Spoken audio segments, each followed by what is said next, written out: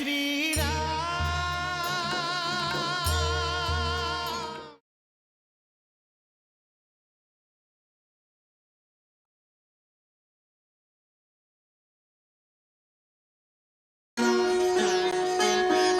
जय श्री राम,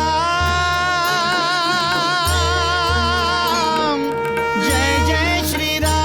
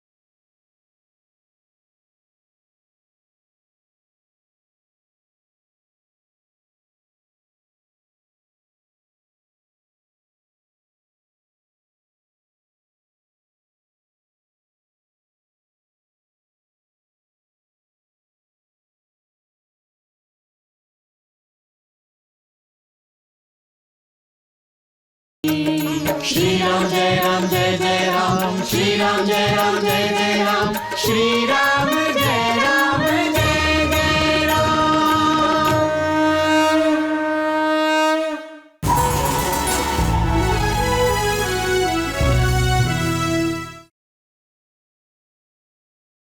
ঠিক যেভাবে সূর্যাস্ত হয় ঠিক তেমনি আমার মনে অন্ধকার নেমে আসে। আমি হতাশায় ডুবে যাই লক্ষণ। জ্যেষ্ঠ, প্রতিদিন যখন আমি সূর্যকে অস্ত যেতে দেখি তখন আমার মনে হয় যে সীতার মনে আমার প্রতি যে বিশ্বাস আছে তা আস্তে আস্তে অস্তমিত হচ্ছে। না জ্যেষ্ঠ, এভাবে ভেবো না। মহারাজ সুগ্রীব আমাকে এরকম ভাবতে বাধ্য করেছেন লক্ষণ। কত দিন হয়ে গেছে মহারাজ সুগ্রীবের রাজ্যাভিষেক হয়েছে, আর আমরা এখনো সেখানেই আছি। সীতাকে খোঁজার কার্য যেন মহারাজ সুগ্রীব ভুলেই গিয়েছেন। আমি আমার মনকে শান্ত করার চেষ্টা করছি, কিন্তু আমার ক্রোধ ধীরে ধীরে বেড়েই চলেছে, কখনো নিজের উপর আর কখনোই রাবণের উপর আর কখনো মহারাজ সুগ্রীবের উপর। কেউ নিজের কর্তব্য কি করে ভুলতে পারে লক্ষণ? হনুমানের সঙ্গে সঙ্গে মহারাজ সুগ্রীবের সমস্ত মন্ত্রী সবাই নিরুপায় লক্ষণ। এমনিতে তো হনুমান বিদ্বান জ্ঞানী, কিন্তু উনিও তো সুগ্রীবের সাথী। উনি যাই করবেন সুগ্রীবের থেকে জিজ্ঞেস করেই তো করবেন। হ্যাঁ লক্ষণ, কখনো কখনো আমার মনে হয় যে সীতা এই সংসারে বেঁচে আছে কি নেই। না জ্যেষ্ঠ, এমন কল্পনা করা উচিত নয়। সীতার কোমল শরীর আর এত কঠিন যন্ত্রণা, এই জগতের সর্বশক্তিমান সবার কল্যাণকারী সে আজ নিজেই কিছুই করতে পারছে না লক্ষণ। ওই অকৃতজ্ঞ সুগ্রীব নিজের স্বার্থ সিদ্ধি হওয়ার সাথে সাথে নিজের প্রতিজ্ঞা ভুলে গেছে জ্যেষ্ঠ। লক্ষণ, এখনই গিয়ে মহারাজ সুগ্রীবকে সাবধান করো। উনি হয়তো বালিকে প্রাণে হত্যা করা রামের শক্তিশালী বাণকে ভুলে গেছেন। ওনাকে গিয়ে স্মরণ করাও। তোমার চরণের প্রতিজ্ঞা জ্যেষ্ঠ, আজ ওই সুগ্রীবকে কেউ রক্ষা করতে পারবে না। আমি ওকে কিষ্কিন্ধা থেকে বলপূর্বক নিয়ে আসবো আর তোমার চরণে রাখবো। ও যদি আমার সামনে অস্ত্র তোলে তাহলে ওকে আমি ওখানেই বধ করব আর ওকে ওর জ্যেষ্ঠ বালির কাছে পৌঁছে দেব। আজ্ঞা দাও জ্যেষ্ঠ। দাঁড়াও লক্ষণ, কোনো রকম কার্য করার আগে এক মুহূর্তের জন্যও আবেগের বশবর্তী না হয়ে ভালো করে ভেবে দেখা উচিত যে কোনটা সঠিক আর কোনটা সঠিক নয়। এই সময় আমাদের মনে যে ক্রোধ আছে সেটা এই জন্যই লক্ষণ যে আমরা যে কার্য করতে চাই সেই কার্যে বিলম্ব হচ্ছে। কিন্তু আমাদের এটাও ভোলা উচিত নয় লক্ষণ, যে মহারাজ সুগ্রীবের সঙ্গে আমরা মিত্রতা করেছি। আর তাছাড়া এটাও তো হতে পারে যে আমরা ওনাকে হয়তো অকারণে দোষ দিচ্ছি। উনি হয়তো আমাদেরই কার্য করছেন। সেটা তো সেখানে গিয়েই জানতে পারবো জ্যেষ্ঠ, যে সুগ্রীব কি কার্য করছে।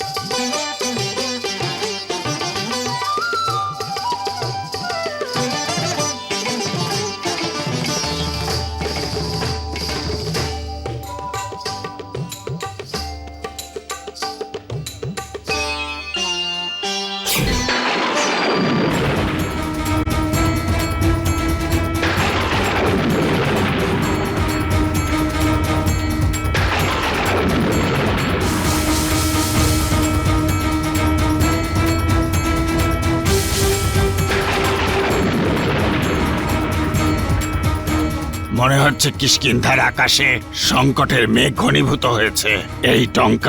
এই টঙ্কার সৌমিত্র লক্ষণের ধনুকের। ভ্রাতা লক্ষণের ধনুকের? কিন্তু উনি টঙ্কার কেন দিলেন? শ্রীলক্ষণ কিষ্কিন্ধায় প্রবেশ করেছেন। উনি ক্রোধান্বিত রয়েছেন। উনার চোখ দিয়ে আগুন বেরোচ্ছে। ঠিক যেন মনে হচ্ছে কোনো আগ্নেয়গিরি থেকে অগ্নি নির্গত হচ্ছে। ওনার ভয়ে সকল নগরবাসী দ্বার রুদ্ধ করে রয়েছেন। উনি রাজভবনের দিকে এগোচ্ছেন। যে আশঙ্কা ছিল সেটাই ঘটল। ভ্রাতা লক্ষণের ক্রোধে তো সমগ্র ভূমণ্ডল কম্পিত হয়। আর কিষ্কিন্ধা তো একটা ছোট রাজ্য। তবে কিছু ভাবো হনুমান। লক্ষণের ক্রোধ থেকে বাঁচার উপায় ভাবো। নয়তো মহারাজ সুগ্রীব যদি লক্ষণের সম্মুখে এসে পড়েন, তাহলে কিষ্কিন্ধা রক্ষা পাবে না। একটা উপায় আছে। আমি ভ্রাতা লক্ষণের মহারাজ সুগ্রীবের কাছে যাওয়ার আগেই পেছনের দরজা দিয়ে গিয়ে সবাইকে সাবধান করে দিচ্ছি। আর মহারানী তারাকে ভ্রাতা লক্ষণের ক্রোধ প্রশমিত করার জন্য বলছি। তুমি ঠিকই বলেছ হনুমান, কারণ লক্ষণ স্ত্রীলোকের উপর ক্রোধ প্রকাশ করেন না কখনো। আর মহারানীর শিষ্টাচার লক্ষণের ক্রোধের আগুনকে ধীরে ধীরে প্রশমিত করে দেবে। সত্যই হনুমান, তুমি বুদ্ধিমানদের মধ্যে সর্বশ্রেষ্ঠ। আর দেরি করো না।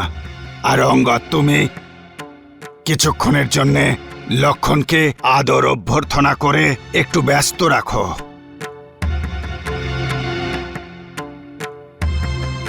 নয়তো রাবণের লঙ্কা বিনাশের বদলে কিষ্কিন্ধাই বিনাশ হয়ে যাবে।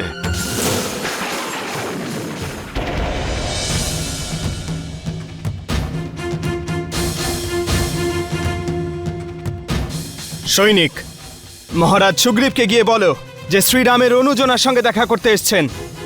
প্রণাম মহারাজ, আমি স্বর্গীয় মহারাজ বালির পুত্র অঙ্গদ। দীর্ঘজীবী হও। আমি এক্ষুনি কিষ্কিন্ধা নরেশের সঙ্গে দেখা করতে চাই। অতি শীঘ্র ওনার কাছে আমার সংবাদ পাঠাও।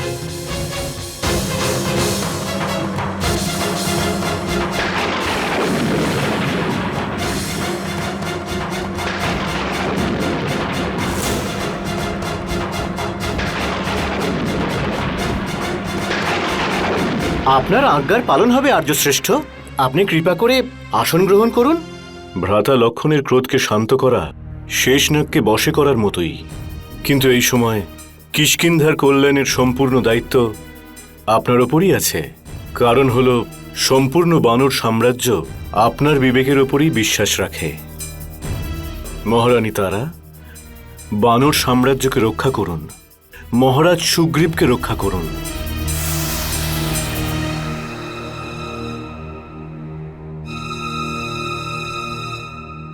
সুস্বাগতম বীরবর। রঘুকুলের তেজস্বীকে এই তারার প্রণাম। এ আপনি কি বলছেন? আপনি আমার থেকে বড়, প্রণাম তো আমার আপনাকে করা উচিত। আপনাকে আমার প্রণাম। এই সম্মান দেওয়ার জন্য ধন্যবাদ রাজকুমার লক্ষণ। আপনি এখানে বাইরে কেন দাঁড়িয়ে? আসুন, ভেতরে আসুন, রাজভবনে পদার্পণ করুন। আপনার এখানে আসায় শুধু কিষ্কিন্ধার রাজভবন নয়, সমগ্র পৃথিবী পবিত্র হয়ে গেছে। আসুন, ভেতরে আসুন, বিরাজমান হন। আমি আমার পূজনীয় জ্যেষ্ঠ শ্রীরামের দূত হয়ে এসেছি, আর এই মুহূর্তে মহারাজ সুগ্রীবের সঙ্গে দেখা করতে চাই। অবশ্যই, কিন্তু আপনি এত দূর থেকে হেঁটে এসেছেন। প্রথমে একটু বিশ্রাম নিন, একটু শান্ত হন। মহারাজ সুগ্রীব, পবনপুত্র হনুমান প্রত্যেকে আপনার সেবায় উপস্থিত হবেন। দাসী, হ্যাঁ মহারানী। চরণ ধোয়ার জন্য জল আনো। এর কোনো প্রয়োজন নেই মাতা। আমি জানি আপনি বিনম্রতার সাথে আমাকে ব্যস্ত রাখার চেষ্টা করছেন, আর আপনার এই চতুরতার জন্য আমি আপনার প্রশংসাও করছি। কিন্তু মহারাজ সুগ্রীবের সঙ্গে দেখা করতে এক মুহূর্তও যদি দেরি করি, তাহলে জ্যেষ্ঠ শ্রীরামের আজ্ঞার উল্লঙ্ঘন করার অপরাধী হব আমি। রাজকুমার লক্ষণ, আপনি আবেশের মধ্যে রয়েছেন, কিন্তু আপনার এই ক্রোধের কারণ কি? দেবী তারা, আপনি পূজনীয়, কিন্তু স্ত্রী। আপনার সম্মুখে আমার নিবেদন প্রকট করা উচিত নয়। মহারাজ সুগ্রীব কি আমার সঙ্গে দেখা করতে চান না? না ভ্রাতা লক্ষণ, এরকম বিষয় নয়। মহারাজ সুগ্রীব আপনার কাছে অপরাধী, আপনার কাছে লজ্জিত, কিন্তু আপনার সঙ্গে দর্শন করতেও চান। এই মুহূর্তে উনি আপনার জন্যই প্রতীক্ষা করছেন।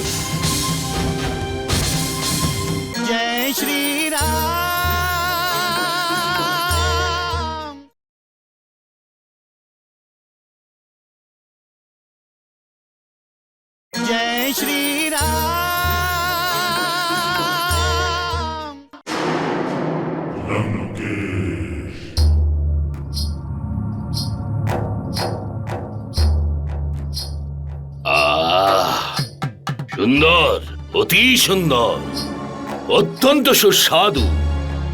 আমার অনুজ কুম্ভকর্ণ এই রকম ভোজনেই তৃপ্ত হবে। বজ্রমালা, এই ভোজনের স্বাদে তুমি সন্তুষ্ট হয়েছ তো? ভ্রাতাশ্রী, আপনি খুশি হলে আমার স্বামী খুশি হবেন, আর আমার স্বামীর খুশিতেই আমি খুশি হব। কাকাশ্রী, আপনি আমার পিতার এত খেয়াল রাখেন, আমরাও এতটা খেয়াল রাখি না। পুত্র কুম্ভকর্ণ আমার প্রাণ। কুম্ভকর্ণ যতক্ষণ আছে, এই লঙ্কা ততক্ষণ সুরক্ষিত আছে। কুম্ভকর্ণের ভয়ে কোন শত্রু লঙ্কার দিকে চোখ তুলে তাকাবার সাহসও দেখায় না। আমার অনুজ কুম্ভকর্ণ লঙ্কার জন্য সবচাইতে বড় সুরক্ষা কবচ। প্রণাম পিতা। পুত্র কুম্ভ, পুত্র নিকুম্ভ, দীর্ঘজীবী হও। তোমাদের মাতা বজ্রমালা কেমন আছে পুত্রগণ?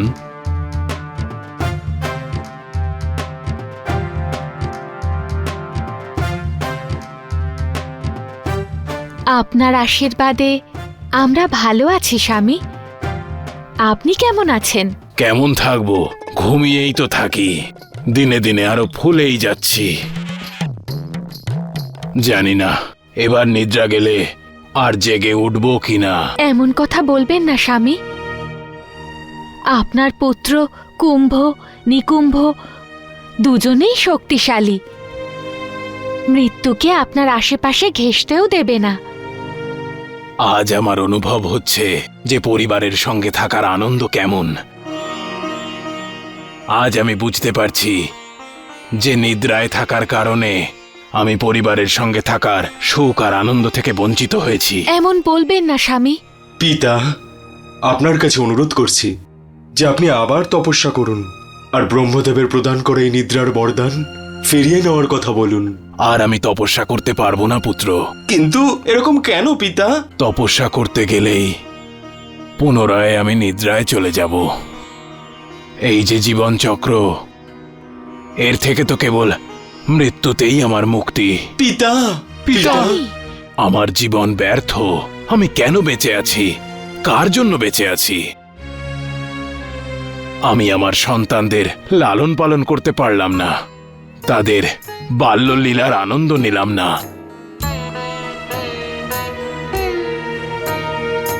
বজ্রমালা, তুমি বলতে যে ওরা দুজন আমার পেটের উপরে হামাগুড়ি দিত, আমাকে জাগানোর চেষ্টা করত।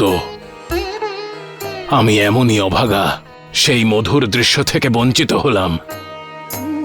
কে জানে আবার যখন জেগে উঠব তখন সবার দেখা পাবো কিনা।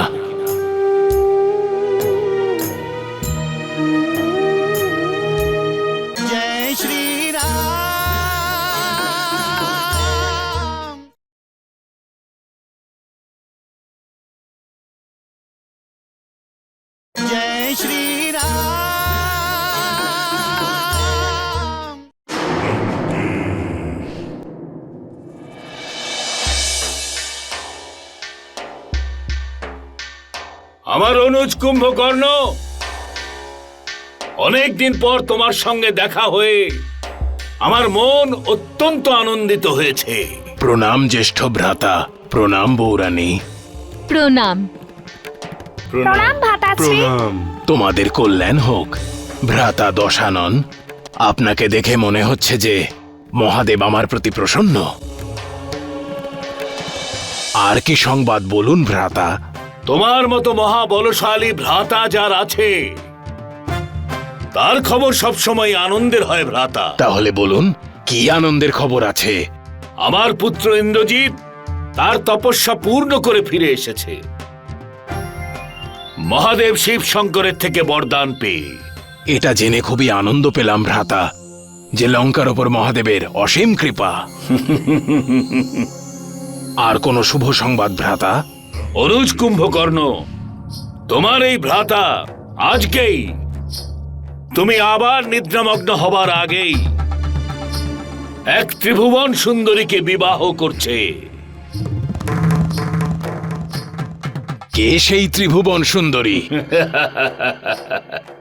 এখনই পরিচয় করাচ্ছি। শূর্পণখা, অশোক কাননে গিয়ে ত্রিজটাকে বলো ত্রিভুবন সুন্দরীকে রূপসজ্জা করে এখানে নিয়ে আসুক। হ্যাঁ ভ্রাতাশ্রী। আমার অনুজ কুম্ভকর্ণ নিজের দাদার হবু পত্নীর সঙ্গে পরিচয় করতে চায়।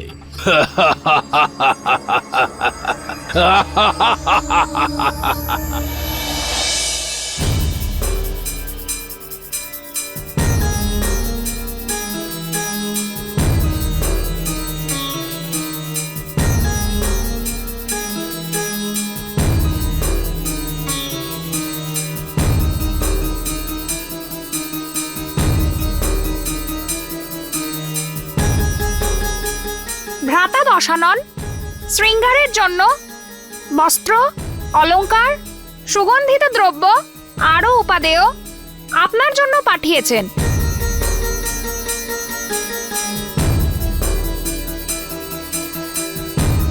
আপনি আমার হবু বৌদি।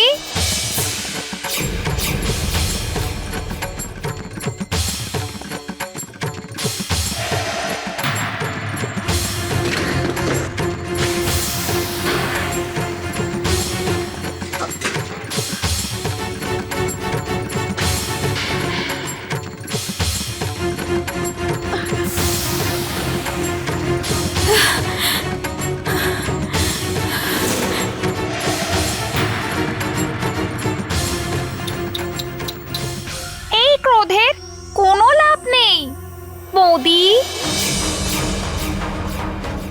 ত্রিজটা সীতার শৃঙ্গার করে এনাকে কুম্ভকর্ণের কক্ষে নিয়ে এসো।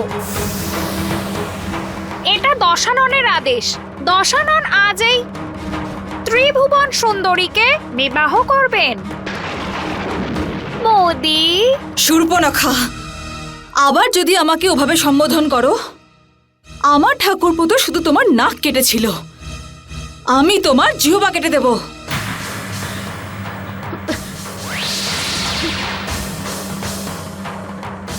না রাজকুমারী, আপনি এখান থেকে যান। আমি সীতাকে তৈরি করে মহারাজ কুম্ভকর্ণের সামনে নিয়ে আসছি।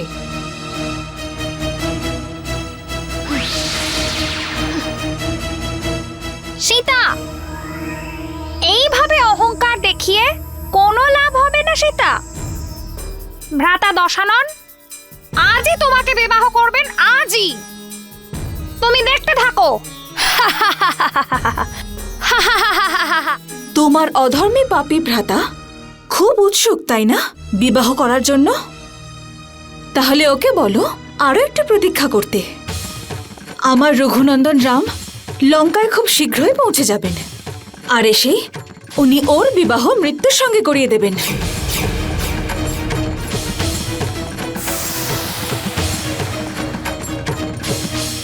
জয় শ্রী রাম।